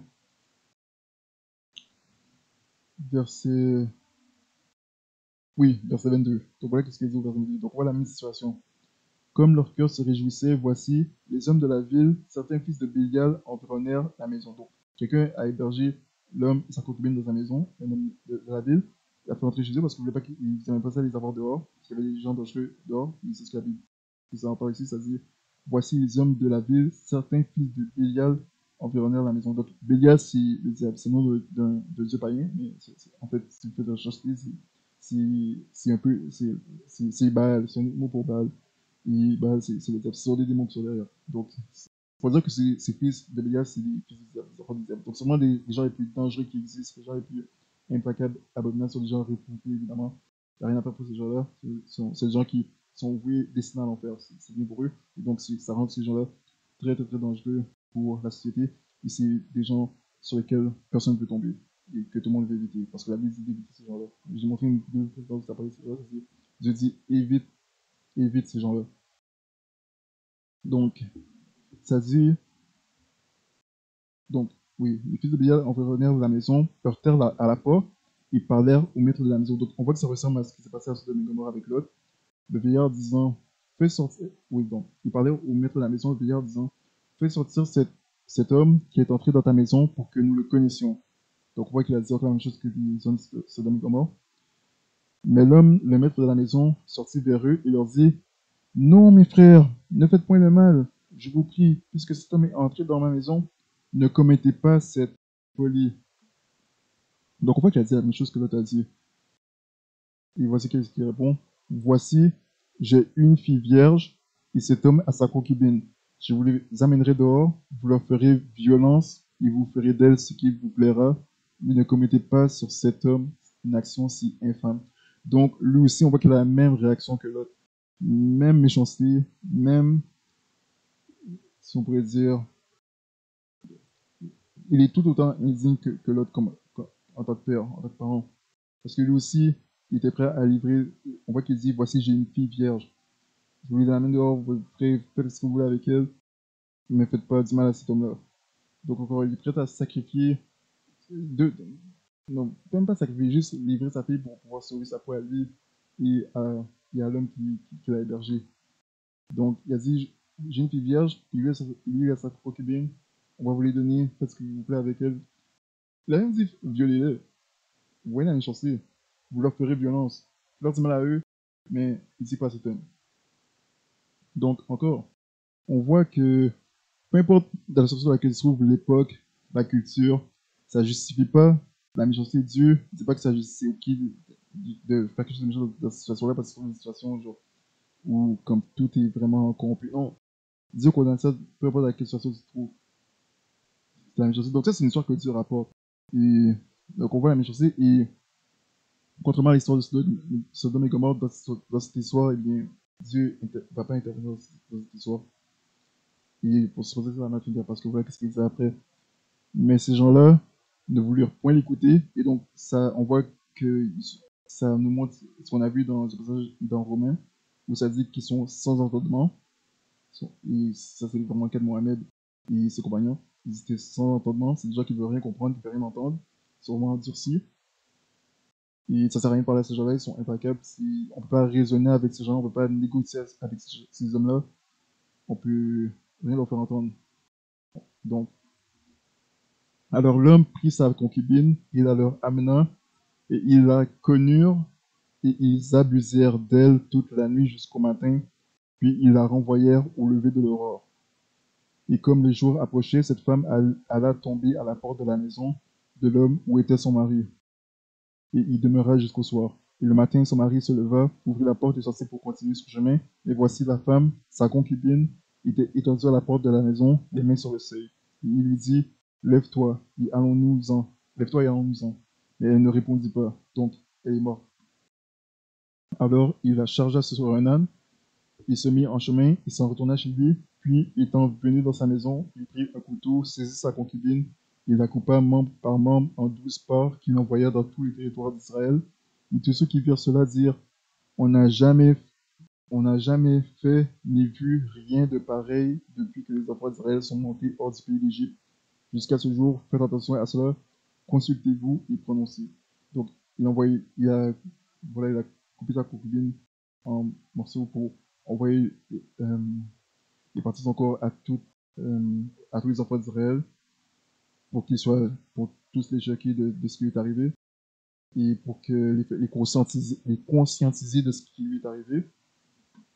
Et donc, on voit qu'ils ont tous été choqués, donc ils vont tous se consulter pour décider euh, de ce qu'ils vont faire aux hommes qui ont abusé de sa concubine. Donc, c'était pas sa femme, c'est sa concubine, et évidemment, euh, dans cette histoire, Dieu n'est pas intervenu, mais une des morales, une des leçons à retenir de cette histoire, c'est que on voit que cet homme n'aimait pas du tout sa concubine. Comme on voit que ça dit que cet homme, il est marié de cette femme, mais cette femme n'était pas sa concubine. Donc on voit qu'il ne voyait pas de la même façon qu'elle voyait cet homme. On voit qu'il a livré cet homme au loup pour qu'ils abusent d'elle. Donc Dieu a utilisé le mot abuser. Donc il dit, et ils abusèrent d'elle toute la nuit jusqu'au matin. Donc voilà, qu'est-ce que Dieu dit. Voilà comment Dieu décrit ce que eux, ils disaient qu'ils voulaient faire à l'homme. Ils ont dit, amène l'homme dehors pour qu'on puisse le connaître. Dieu dit que Dieu enseigne que ce que ces hommes ont fait, ce que ces hommes voulaient faire, c'est abuser. Par connaître, ce que ces hommes entendent par connaître la personne, c'est abuser de la personne. Donc abuser sexuellement, et ils ont abusé de sa concubine sexuellement toute la nuit et on est mort. Donc l'abus sexuel, c'est quelque chose d'horrible, d'abominable aux yeux des yeux. Et on voit que la personne aussi a dit, ne commettez pas sur cet homme une action si infâme. Donc voilà, c'est une infamie, une abomination. Maintenant, voilà ce qu'il dit après. Après, il dit, or les enfants de Benjamin, après que les enfants d'Israël étaient montés à Mitzpah, et les enfants d'Israël dirent, parlez, comment ce crime a-t-il été commis? Et le Lévite, le mari de la femme qu'on avait tuée, répondit et dit, j'étais entré à Gibea de Benjamin, moi et ma concubine, pour y passer la nuit. Les hommes de Gibea se sont élevés contre moi, et ils ont environné de nuit la maison où j'étais prétendant me tuer. Ils voulaient me tuer. Et ils ont fait violence à ma concubine, et elle en est morte. Donc, et ils ont fait violence à ma concubine, et elle en est morte. Donc, il y a des mots forts qui ont été utilisés. Il y a le mot faire violence, il y a le mot abuser et infamie. Et voilà ce qui est arrivé à sa concubine. Alors, ayant pris ma concubine, je l'ai mise en pièces et j'ai envoyé par tous les territoires de l'héritage d'Israël, car ils ont commis un crime énorme et une infamie en Israël. Vous, voici tous enfants d'Israël, consultez-vous, donnez ici votre avis. Et tout le peuple se leva comme un seul homme en disant, aucun de nous n'ira dans sa tente et personne ne se retirera dans sa maison. Mais voici ce que nous ferons maintenant à Gibea. Nous marcherons contre elle d'après le sort.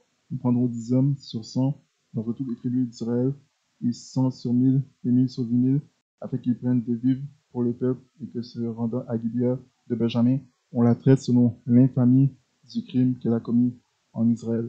Ainsi tous les hommes d'Israël s'assemblèrent contre cette ville-là, unis comme un seul homme.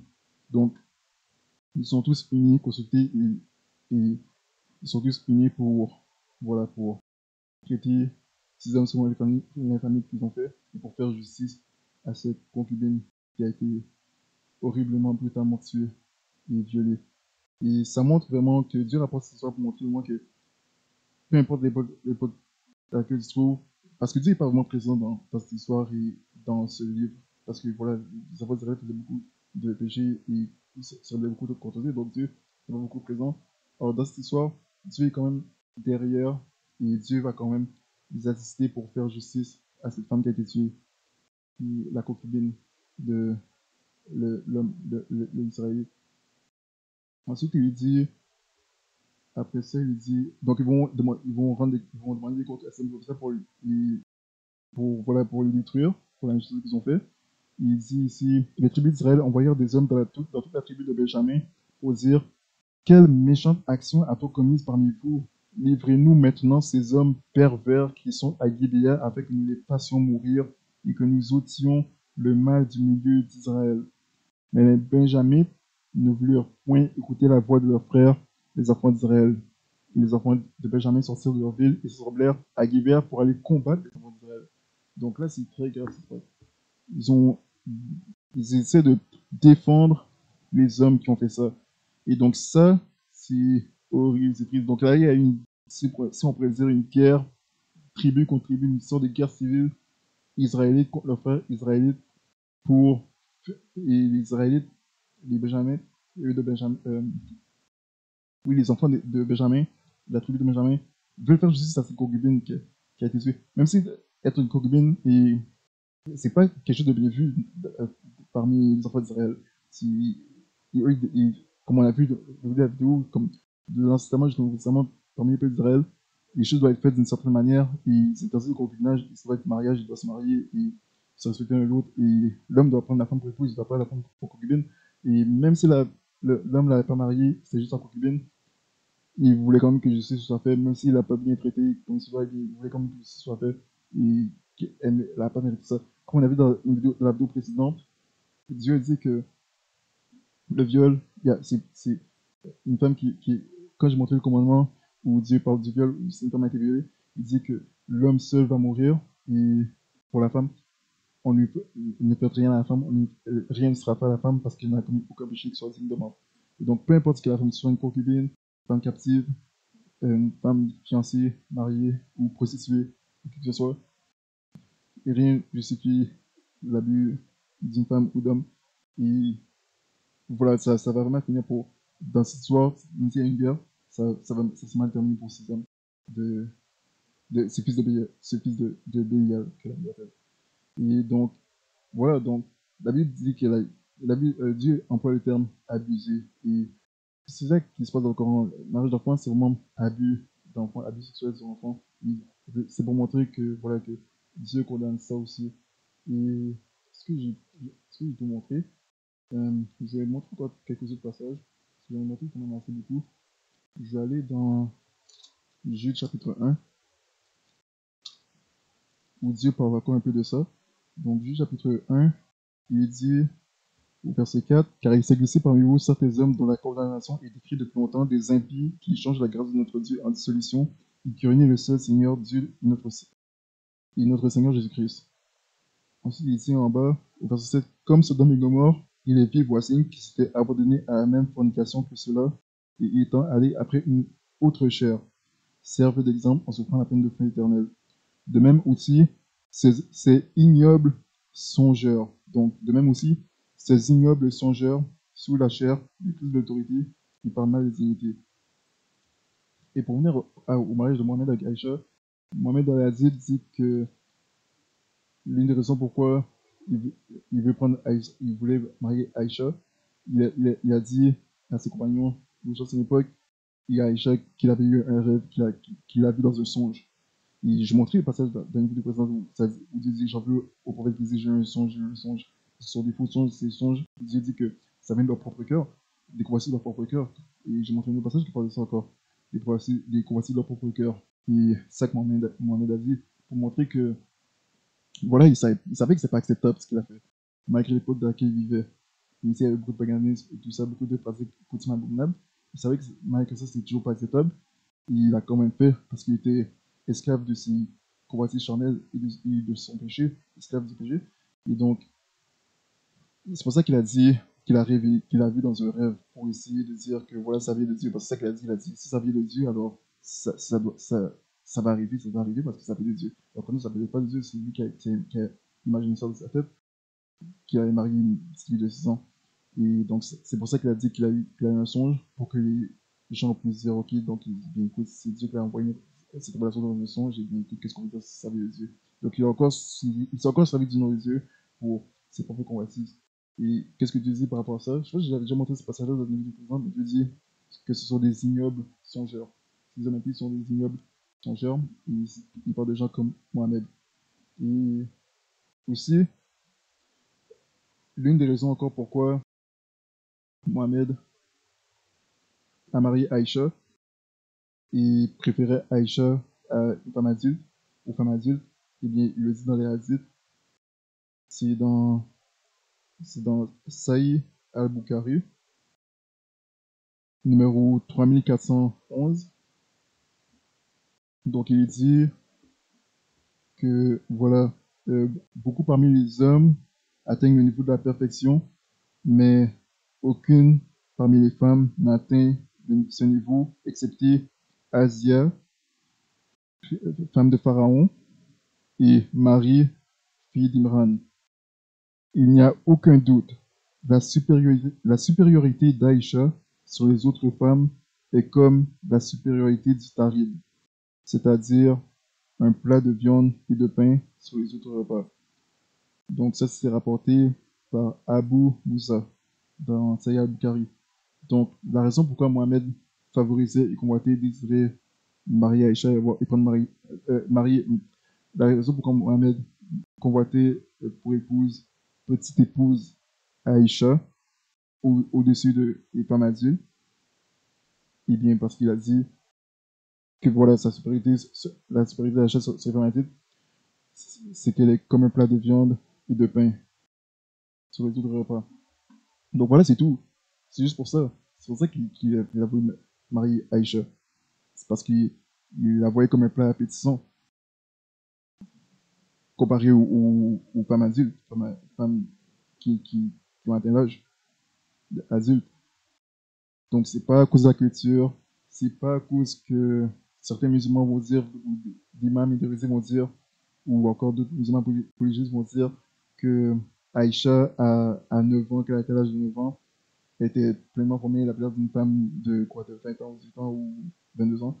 Or non, parce que si vous lisez dans les hadiths, vous allez voir que la mère d'Aïcha, avant qu'elle la donne en mariage, elle est en train d'empêcher Aïcha et la faire manger le plus possible pour qu'elle prenne le plus pas possible. Et on se demande pourquoi elle fait ça, parce que c'est pas normal qu'elle fasse pourquoi elle fait ça. Et bien, si vous lisez, ben, elle craignait que sa fille de 9 ans puisse pas supporter la pénétration, et ça se passe encore aujourd'hui. Dans les pays musulmans, c'est pratiqué, ils font encore ce genre de choses. C'est dans la charia. Et donc, ils font leur petite fille prendre le plus de poids possible pour qu'elle puisse supporter la pénétration. C'est ce que la mère d'Aïcha faisait avec Aïcha, vous pouvez voir ça dans la tête. Donc, non, la raison pour laquelle elle fait ça, c'est parce que justement, elle n'avait pas l'air d'une femme pleinement formée de 20 ans ou 22 ans. Non, elle avait l'air d'une petite fille qui avait pas trop l'air différente d'une fille de 6 ans, bien qu'elle avait 9 ans. Et aussi, certains vont dire que si Mohamed a interdit jusqu'à ce qu'elle ait l'âge de 9 ans pour consommer le mariage, c'est parce que il attendait qu'elle atteigne qu'elle ait sa première menstruation, qu'elle atteigne la puberté. Et encore c'est faux parce qu'on a vu que la raison pourquoi Aïcha avait encore ses poupées, c'était justement parce que les petites filles pouvaient encore jouer avec leurs poupées quand elles n'avaient pas encore atteint l'âge. C'est ce qu'on a vu de la hadith, de la rapporte, et donc ça encore c'est faux. On a vu que dans les hadiths, ça dit que quand ses cheveux ont recommencé à pousser, c'est là que sa mère est venue chercher pour la donner en mariage. Donc, Mohamed attendait que ses cheveux recommencent à pousser, donc ses cheveux avaient recommencé à pousser jusqu'à ses oreilles. Donc, c'est là que sa mère est venue chercher pour la donner en mariage à Mohamed. Et donc, c'est indigne d'une mère ce qu'elle a fait et indigne de père ce que son père a fait, le père Aïcha. Donc, c'est vraiment indigne de parents proches. C'est rare des parents qui font ça, mais pour montrer des cas extrêmes, exemple d'une réalité de l'histoire du monde dans lequel on vit. Il y a des parents qui ont été prêts à faire ça, qui ont fait ça, ou qui vont faire ça, qui font ça, et qui allaient faire ça. Et c'est la méchanceté, c'est horrible. Et Dieu condamne cela. Et voilà, l'autre, on a vu que l'autre, il s'est trouvé dans une situation comme ça, il voulait aller faire quelque chose de tout remplir. On a vu qu'est-ce qui serait arrivé aux filles de l'autre si ils avaient donné au loup qu'ils ont frappé à la porte de sa maison. Et on a vu que Dieu est intervenu et donc elles ont échappé à ce sort. Mais on a vu que pour ce qui est du cas de la concubine, dans d'autres histoires qui étaient similaires, elle n'a pas eu autant de chance que pour les filles de l'autre. Et donc, ça, c'est vraiment une leçon que Dieu, une histoire que Dieu rapporte pour montrer que ce qu'il faut tirer de cette histoire, c'est que voilà, on vit dans un monde dangereux et il y a des pères qui sont pas autant protecteurs envers leurs filles, qui sont prêts à livrer leurs filles, et c'est terrible. Donc, voilà, c'est une fille, mais tu peux vraiment pas naître dans un endroit où il y a les adaptations créées de la terre. Tu peux vraiment pas naître dans n'importe où sur terre. Vraiment naître dans la bonne famille où tes parents vont vraiment t'aimer et te protéger. Et donc, voilà, je crois qu'on a fait le tour. Donc, c'est vraiment encore une vidéo importante pour vraiment vous conscientiser par rapport à ces réalités et comprendre, je sais pas si vous êtes, je sais pas si vous avez réalisé que, voilà, ça montre encore la différence entre la Bible et le Coran. On voit que la Bible est vraiment parfaite, justice est vraiment parfaite, et on voit l'immoralité et la corruption qu'il y a dans le Coran. C'est vraiment le Coran qui complique comparé à la Bible. La Bible est vraiment parfaite et sans erreur, sans contradiction. Donc, c'est vraiment encore pour vous montrer pourquoi vous devez venir à Jésus, que c'est lui le vrai Dieu, le vrai créateur. Et c'est lui qui a vraiment créé un livre parfait. Et sa parole de Dieu est parfaite. Il est pour toutes les générations, il ne sera jamais corrompu ni pacifié. Et donc voilà, c'est ça. Donc, je crois que j'ai tout dit. Donc, vraiment, venez à Jésus, soyez sauvés, croyez en Jésus. Vous pouvez voir ma vidéo où j'ai montré comment il sera sans vers au paradis. Et je ferai une autre vidéo. Ma prochaine vidéo, ça va sûrement être sur la doctrine du djihad. Donc, je voulais garder cette vidéo pour en dernier. Donc, parce qu'il y a plein de vidéos que je vais faire, mais je vais finir par finalement commencer par attaquer cette vidéo-là prochainement, parce que voilà, c'est une doctrine qui va être importante. Donc, la doctrine du djihad, je vais parler de ça dans la prochaine vidéo et on va voir qu'est-ce que la Bible dit par rapport à ça, parce que c'est vraiment une doctrine que la Bible détruit. Donc, c'est vraiment une opposition à tout ce que la Bible enseigne dans le Testament et le Nouveau Testament. Donc, on va aborder ce sujet. Donc, voilà pour cette vidéo. Donc, si vous avez des questions, n'hésitez pas à laisser des commentaires. Et moi, je dis soyez bénis et à bientôt.